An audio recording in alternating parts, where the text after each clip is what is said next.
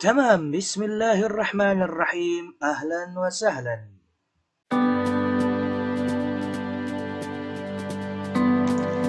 أعوذ بالله من الشيطان الرجيم. بسم الله الرحمن الرحيم.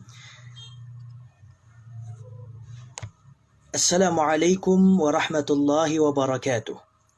حمد لله، صلاة وسلاما على رسول الله وعلى آله وأصحابه ومن والاه، أما بعد. Kaum muslimin wal muslimat, para pemirsa siaran live Instagram, moga-moga Allah Subhanahu wa taala senantiasa mencurahkan kepada kita rahmat dan inayahnya sehingga kita tetap senantiasa pula menjadi pribadi-pribadi yang Allah redai dan Allah cintai. Amin amin ya rabbal alamin. Pada kesempatan ini memang agak cukup mendadak kita mengumumkannya tadi, tidak dari yang kemarin-kemarin begitu, karena memang ada 1-2 hal yang harus kita pertimbangkan, kemudian juga ada beberapa hal yang harus dijadwalkan betul, sehingga memang baru bisa kita infokan tadi 1 jam kalau tidak salah sebelum ini, bahwa insyaAllah atau setengah jam kita akan mengadakan siaran live. Nah, untuk tema yang akan kita bahas memang masih berkaitan dengan adab. Mungkin banyak di antara teman-teman, kemudian adik-adik yang sedang menonton siaran ini bertanya-tanya, kenapa kita mengambil tema adab yang menjadi bahasan kita? Kenapa tidak tema yang lain seperti fikih misalnya, atau seperti tafsir, atau seperti hadis, atau kita belajar misalnya tentang akidah, pemikiran, filsafat, dan lain sebagainya? Karena memang alasan kita memilih tema adab ini ialah, pertama, kebutuhan yang sangat mendesak dengan tema adab ini. Mungkin di antara teman-teman yang sudah menonton di postingan kita sebelumnya, itu kita juga membahas terkait adab. Banyak kita di zaman kita sekarang, termasuk kita pribadi misalnya, ketika belajar itu tidak mementingkan adab. Padahal kalau kita lihat bagaimana orang-orang sukses yang telah terdahulu, yang telah mendahului kita, ketika beliau-beliau belajar, maka memang sangat memperhatikan aspek adab. Atau bahasa lainnya yang lebih sederhana, aspek akhlak ketika belajar kepada guru. Kalau kita perhatikan pula bahwa kita sama-sama mengetahui yang namanya belajar itu bukan hal main-main. Belajar merupakan salah satu ibadah di dalam Islam. Ini yang harus kita ingat selalu. Belajar merupakan salah satu ibadah. Bahwa Allah Subhanahu wa taala dan Rasulullah sallallahu alaihi wasallam telah menjelaskan kepada kita baik di dalam Al-Qur'an maupun di dalam hadis berbagai macam keutamaan ilmu, keutamaan ahli ilmu, dan keutamaan orang yang mencari ilmu. Dan belajar juga disandingkan keutamaannya dengan berjihad oleh Allah Subhanahu wa taala, bahwa kata Allah Subhanahu wa taala dalam firman Allah yang sangat sering kita dengar dari buya-buya dan guru kita, bahwa tidaklah semua orang itu pergi berperang, tapi ada beberapa orang, satu kelompok taifah, satu kelompok yang tugas mereka belajar. Diharapkan nanti ketika orang-orang yang pergi perang pulang ke kampung mereka, maka orang-orang yang belajar inilah yang akan memberi tazkirah, peringatan, pelajaran, dan ilmu kepada mereka. Maka para pemirsa, hadirin wal hadirat yang dimuliakan oleh Allah Subhanahu wa taala, yang namanya belajar sekali lagi memiliki posisi penting di dalam Islam. Dia merupakan salah satu ibadah yang utama. Nah, setiap ibadah maka tentu kita butuh adab dalam mengerjakannya. Tidak sekadar melepaskan syarat saja. Kalau bahasa orang Minangnya lapis syarat mode itu, tidak sekadar itu saja. Akan tetapi ada adab, ada akhlak, ada sikap yang baik ketika menjalaninya. Nah, suatu kali, ini sedikit bercerita dahulu, ada seorang ulama dari Al-Azhar Al-Syarif, guru kita, Masya Allah, Syekh Abdul Halim Mahmud. Beliau pernah menjabat sebagai imam akbar, imam besar Al-Azhar Al-Syarif di zamannya. Beliau suatu kali diundang ke negeri Maroko. Pas pula kalau tidak salah, itu di masa-masa Ramadan seperti ini. Maka Syekh Abdul Halim Mahmud diundang untuk berceramah di hadapan Raja Maroko. Masya Allah. Jadi sampai sekarang bahkan memang tradisi di negeri Maroko, setiap bulan Ramadan maka diundang ulama-ulama dari berbagai negara. Syekh Buti juga pernah, kemudian berbagai ulama-ulama lainnya, untuk datang ke negeri Maroko dan memberikan ceramah di hadapan raja. Maka waktu itu yang menarik, ini bisa dicari nanti rekamannya di YouTube, bahwa Syekh Abdul Halim Mahmud menjelaskan di hadapan Raja Maroko, di antara penjelasan beliau ialah ketika Nabi Musa bertemu dengan Khidir alaihi wassalam. Nabi Musa bertemu dengan Khidir. Kita tahu ceritanya bahwa Nabi Musa disuruh oleh Allah Subhanahu wa taala untuk mencari Khidir dan belajar dari Khidir. Maka misi pertemuan Nabi Musa dengan Khidir itu tidak sekedar menemani Khidir berjalan, dah. Ini juga harus kita fahami kembali, bahwa Nabi Musa disuruh untuk bertemu Khidir agar Nabi Musa bisa belajar menjadi lebih baik lagi dan mendapatkan beberapa pelajaran dari Khidir. Maka yang menarik, kata Syekh Abdul Halim Mahmud, sekira-kira maknanya, ketika Nabi Musa bertemu dengan Khidir, Allah Subhanahu wa taala ceritakan momen itu dengan firman Allah Subhanahu wa taala dalam surat Al-Kahfi ayat 65 dan ayat 66. Di ayat 65, Allah Subhanahu wa taala mengatakan, "Fawajada 'abdan min 'ibadina." Maka Nabi Musa itu menemukan salah seorang hamba di antara hamba-hamba kami, kata Allah. Langsung masuk ke ayat 66. Perhatikan bagaimana Allah Subhanahu wa taala menggambarkan kepada kita momen bertemunya Nabi Musa dengan Khidir. Ketika Musa bertemu dengan Khidir, apa kata Nabi Musa kepada Khidir? Qala lahu Musa. Berkata kepada Khidir itu Nabi Musa, "Hal attabi'uka ala an tu'allimani mimma 'ullimta rusyda?" Bolehkah aku mengikuti engkau? Masya Allah. Perhatikan hadirin yang dimuliakan oleh Allah Subhanahu wa taala. Nabi Musa memulai perkataannya kepada Khidir sebagaimana diceritakan oleh Allah dalam ayat ini menggunakan kalimat pertamanya ialah hal, bolehkah? Masya Allah. Di dalam bahasa Arab, pertanyaan hal, pertanyaan bolehkah itu bisa bermakna bertanya kenapa, bertanya bagaimana, atau meminta izin. Maka dalam konteks ini, Nabi Musa menggunakan kalimat hal, bolehkah, artinya Nabi Musa meminta izin. Allah, kalau kita bandingkan, Masya Allah, antara derajat kemuliaan Nabi Musa dengan derajat kemuliaan Khidir, maka tak ada seorang pun ahli ilmu yang akan menentangnya bahwa Nabi Musa lebih mulia dari Khidir. Kenapa? Li'annahu kalimullah. Karena Nabi Musa adalah orang yang diberi gelar kalimullah, orang yang langsung bercakap dengan Allah. Kemudian Nabi Musa termasuk di antara Rasul Ulul Azmi. Maka ketika dibandingkan derajat kemuliaan, Nabi Musa lebih mulia dari Khidir. Namun tatkala Nabi Musa belajar kepada Khidir, apa kata Nabi Musa pertama? Hal attabi'uka. Bolehkah aku mengikuti engkau? Masya Allah. Perhatikan nilai adab di sini. Nabi Musa tidak mengatakan, ya Khidir, wahai Khidir, saya disuruh oleh Allah mencari engkau.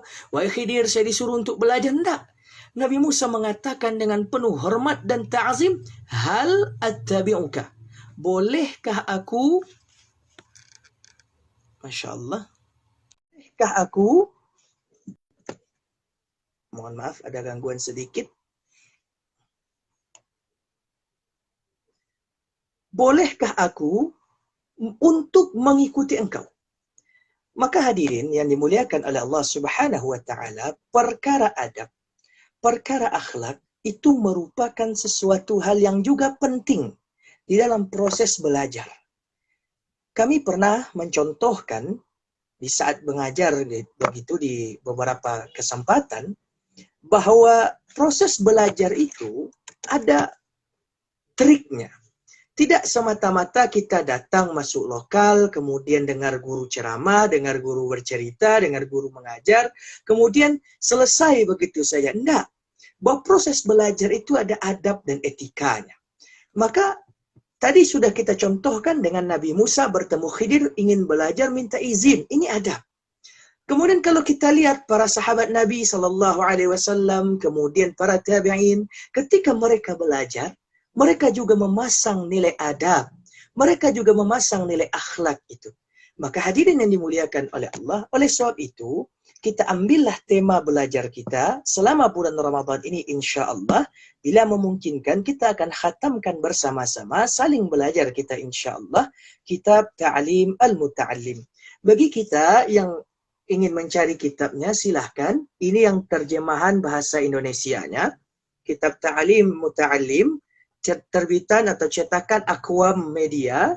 Ini bisa didapatkan di toko buku terdekat, baik online maupun offline. Kemudian juga bagi yang ingin langsung merujuk ke kitab Arabnya, yang versi Arabnya juga boleh, insya Allah. Kita akan membahas itu. Nah, selama bulan Ramadan, insya Allah, dari pukul 14.30 sampai pukul 15.10 atau pukul 15, sebentar saja. Diharapkan, moga-moga setelah kita belajar itu, insya Allah kita akan lebih beradab lagi, lebih berakhlak lagi ketika belajar dengan guru-guru kita. Nah, jadi pelajaran kita ialah bagaimana cara belajar. Kalau kita perhatikan, ini sedikit bercerita juga, para ulama dahulu seringkali mengingatkan kita bahwa adab itu sangat penting sebelum belajar. Misalnya siapa? Misalnya Abdullah bin Mubarak. Kata Abdullah bin Mubarak, kami sedikit kepada adab atau sedikit adab lebih kami butuhkan daripada banyak ilmu.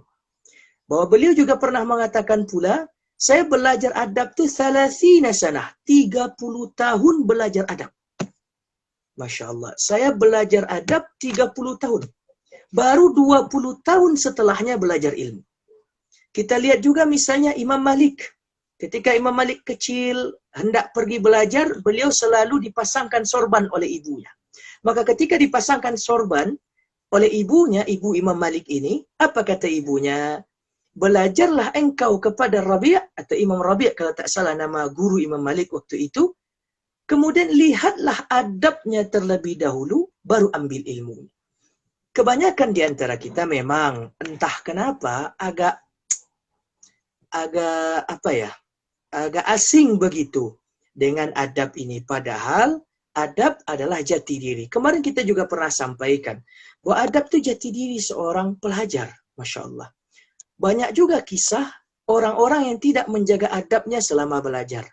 Maka Allah Subhanahu wa Ta'ala tidak memberkahi dirinya dan tidak memberkahi ilmunya. Contoh yang paling nyata itu siapa? Pendiri Mu'tazilah. Contoh yang paling nyata, pendiri kelompok Mu'tazilah. Mu'tazilah itu salah satu kelompok yang pernah eksis dahulu, yang suka membahas terkait masalah ketuhanan, ilmu kalam, begitu. Diawali oleh seorang laki-laki yang bernama Wasil bin Atha. Wasil bin Atha ini dalam sejarahnya ketika belajar kepada guru beliau, nama gurunya adalah Hasan al-Basri, itu tidak menjaga adab. Tidak menjaga adabnya. Sehingga diusir oleh gurunya. Dan akhirnya bagaimana? Ya tidak diberkahi ilmu. Ada juga ulama yang lain bernama Imam Allahumma sholli ala Muhammad Asad bin Furat. Ini insya Allah dalam beberapa kesempatan selanjutnya kita akan ceritakan khusus pula tentang Asad bin Furat. Beliau tidak beradab kepada gurunya. Sudah bikin buku 60 jilid. Allah. Senior dari Imam Syafi'i dalam masa belajar. Namun karena tidak memiliki adab kepada gurunya yang bernama Abdurrahman dari Mesir waktu itu, maka 60 jilid itu tak berarti. Tidak dianggap dan tidak dipakai bahkan hingga saat ini. Nah, maka penonton atau yang menyimak siaran ini, kita akan mengambil tema adab. Nah, kalau ada yang bertanya, kenapa kita mengambil kitab Ta'lim Al-Muta'allim? Kenapa tidak kitab-kitab yang lain? Nah, kitab ini adalah salah satu kitab yang sangat populer di kalangan para ahli ilmu. Bahwa memang di antara kurikulum awal untuk belajar akhlak atau adab itu, ialah dengan kitab Ta'lim Muta'allim. Kitab ini cukup komprehensif atau cukup menyeluruh dalam membahas adab. Kitab ini cukup menyentuh semua aspek yang berkaitan dengan adab. Mulai dari bagaimana cara memilih teman, kemudian bagaimana cara memilih guru, kemudian bagaimana cara belajar dengan guru, bagaimana cara belajar bersama teman-teman. Nah, kitab ini sangat menyentuh bagian-bagian seperti itu. Insya Allah kita akan pelajari ini. Walau sangat disayangkan memang, ini introspeksi. Banyak lembaga-lembaga pendidikan Islam bahkan, seperti madrasah atau pesantren, itu sudah mulai meninggalkan kitab ini.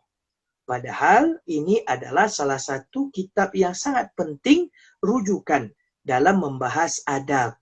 Insya Allah kita akan belajar ini. Banyak kitab-kitab adab yang lain seperti kitab Tazkiratus Sami' wal Mutakallim karya Imam Ibnul Jamaah yang nantinya diringkaskan oleh Hadratus Syekh Hashim Ash'ari dalam kitab Adabul Alim wal Muta'allim. Namun untuk permulaan ini insya Allah kita akan belajar kitab Ta'lim Muta'allim ini. Nah, ada juga mungkin yang mengeluh ya, atau yang komplain, atau yang merasa sedikit terganggu lah dengan kajian online seperti ini.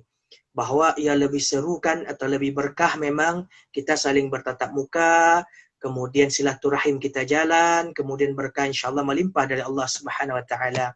Agak susah belajar seperti ini. Kami pribadi juga merasakan hal seperti itu. Namun kita teringat dengan kisah nyata yang terjadi di zaman Imam Ahmad bin Hanbal. Ini seolah-olah benar-benar menyindir kita begitu. Kami ketika mengulang kembali membaca kisah ini, seolah-olah memang merasa tersayat begitu, merasa disindir sekali. Ada kisah nyata terjadi di zaman Imam Ahmad bin Hanbal, yakni murid beliau. Nama murid beliau ialah Baqi bin Mukhallad. Baqi bin Mukhallad, kalau tak salah begitu nama beliau. Asli murid ini ialah dari negeri Andalusia. Masya Allah. Beliau berasal dari negeri Andalusia. Di zaman beliau, nama beliau tadi Baqi bin Mukhallad. Di zaman Baqi bin Mukhallad ini, Andalusia belum mengenal secara rinci terkait ilmu hadis. Jadi, perkembangan hadis dan ilmu hadis di Andalusia waktu itu, di Spanyol sekarang, itu tidak terlalu berkembang. Bahkan bisa dikatakan tidak ada. Maka waktu itu dengan semangat yang menggebu-gebu, Baqi bin Mukhallad ini mulailah menyusuri dan menapaki jalan untuk menuntut ilmu. Dari Andalusia, beliau itu pergi ke Irak, ke Baghdad. Allah. Nanti setelah ini silakan lihat, cek di Google Map, berapa jarak antara Andalusia ke Baghdad. Itu zaman belum ada pesawat. Itu zaman orang masih melakukan perjalanan jauh itu dengan kendaraan seadanya saja. Kalau ada kuda, alhamdulillah. Kalau ada unta mujur. Kalau enggak, ya jalan kaki. Bayangkan Baqi bin Mukhallad pergi berjalan jauh dari negeri Andalusia menuju Irak, menuju Baghdad untuk bertemu Imam Ahmad bin Hanbal yang waktu itu sangat dikenal sebagai ahli hadis di zamannya. Maka ketika hampir sampai ke kota Baghdad, Masya Allah, ini kisah sangat mengharukan. Ketika beliau hampir sampai ke kota Baghdad, maka waktu itu terdengarlah kabar. Imam Ahmad bin Hanbal sedang mendapat hukuman menjadi tawanan rumah. Memang di sisi lain, waktu itu terjadi zaman mihnah namanya, zaman pengujian. Di mana semua ulama di Irak waktu itu diuji, dites, apakah setuju dengan pendapat penguasa terkait masalah Al-Quran waktu itu atau tidak. Yang berkuasa waktu itu menganut faham Mu'tazilah tadi.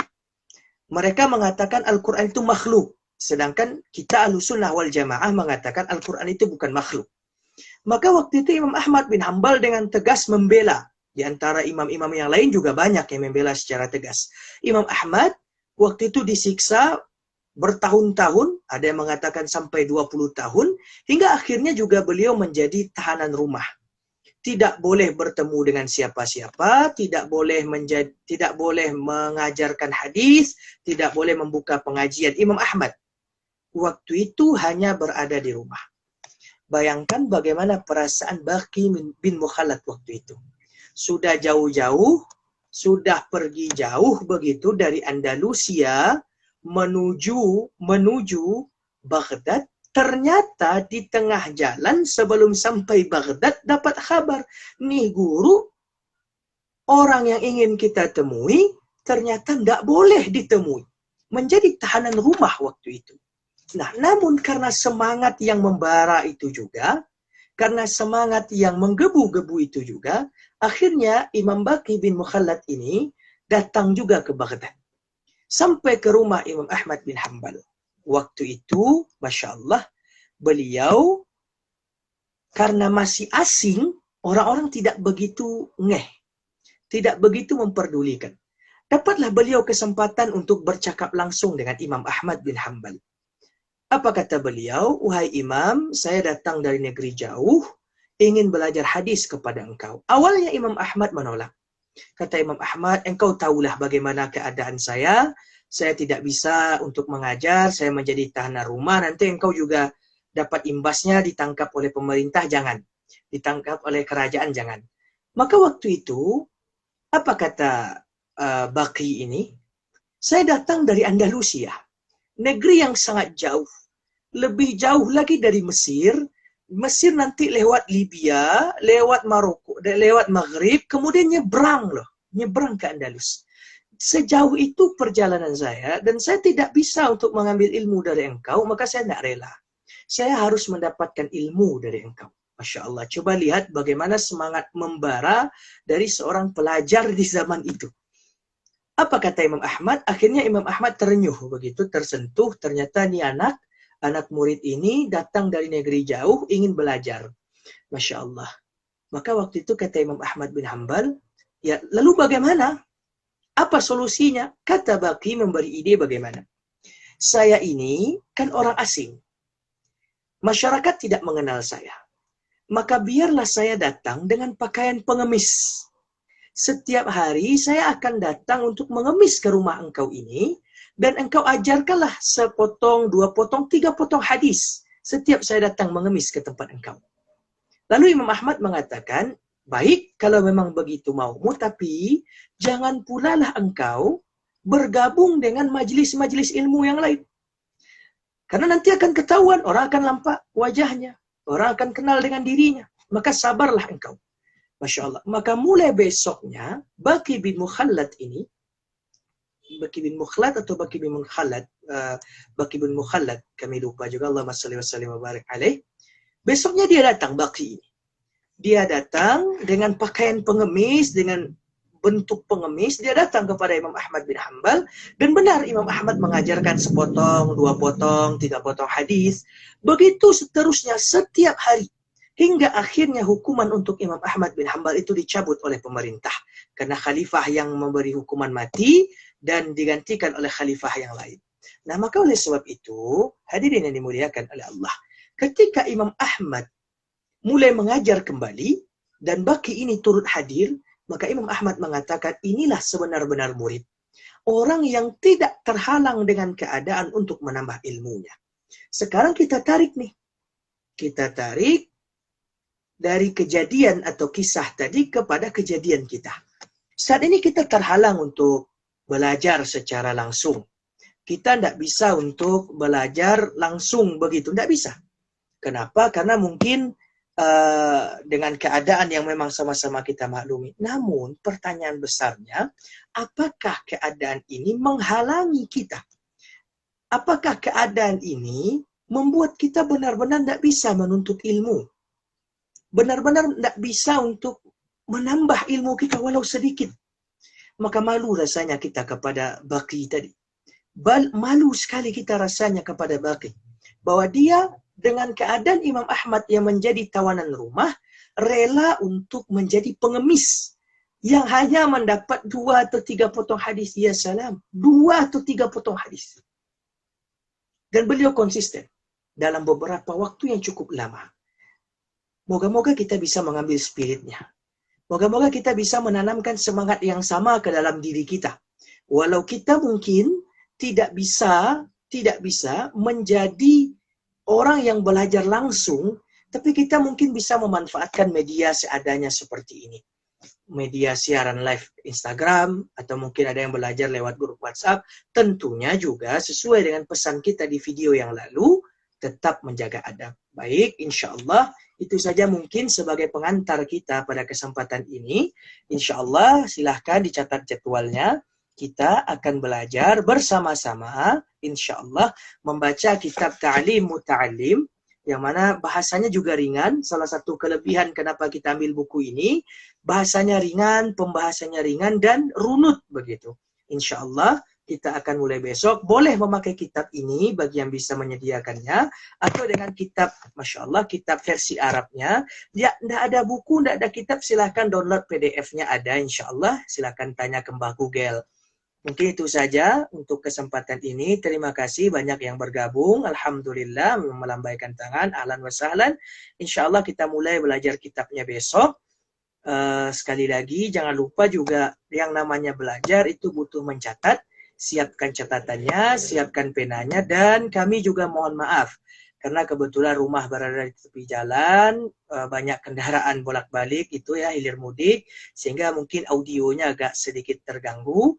Moga-moga beberapa hari ke depan lebih baik lagi insya Allah, sehingga kita lebih jelas dalam belajarnya.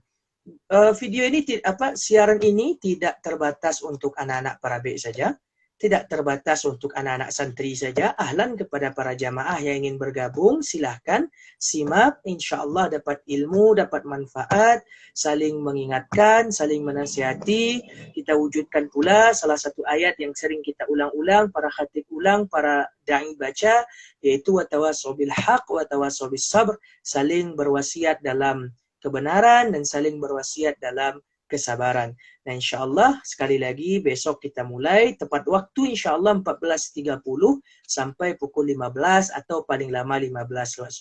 Terima kasih banyak atas perhatian. Oh ya, yang ingin bertanya silahkan bisa bertanya di kolom komentar, atau kalau siaran kita udah selesai, ya ingin bertanya langsung nanti di DM aja di kalau Instagram DM ya. Kalau Facebook kan inbox begitu. Dikirim pesan aja, insya Allah kita akan jawab di siaran selanjutnya. Itu aja mungkin. Terima kasih. Ahlan wa sahlan. Selamat bergabung di siaran kita, insya Allah. Itu aja. Terima kasih banyak atas perhatian. Mohon maaf atas segala kekurangan. Wabarakallahu fiik, wabarakallahu fiikum, wabarakallahu fiikum. Moga-moga Allah Subhanahu wa taala lipat gandakan balasan untuk kita, kemudian menerima puasa kita dengan penerimaan yang maksimal. Allah berikan balasan yang terbaik untuk kita semua. Moga-moga kita diberi keistiqomahan pula. Dan jangan lupa, setiap akan mulai belajar, ini mulai besok silahkan dipraktekkan, kita memasang niat yang baik. Bahwa tidak sekadar mendengar, tapi ada niat. Di antara bentuk niat yang diajarkan oleh para ulama kita ialah dengan lafaz niat. Yang ingin melafazkan silahkan, yang ingin langsung masang di hati juga tidak apa-apa. Kata para ulama, niat belajar yang baik itu diantaranya nawaitu ta'alluma wa ta'lima wa tadhakkura wa tadhkira wa naf'a wal intifa'a wa ta'adduba wa ta'diba wal ifadata wal istifadah والإقامة والاستقامة والحث على التمسك بكتاب الله تعالى وسنة رسوله صلى الله عليه وسلم والدعوة إلى الهدى والدلالة إلى الخير وابتغاء وجه الله تعالى ورضاه وقربه وثوابه سبحانه وتعالى. Yang ingin menghafalnya silakan dicari juga nanti di Mbah Google juga ada itu insya Allah. Itu aja mungkin. Terima kasih banyak atas perhatian. Mohon maaf atas segala kekurangan. Astaghfirukum wa astaudiukumullah. Wassalamualaikum warahmatullahi wabarakatuh.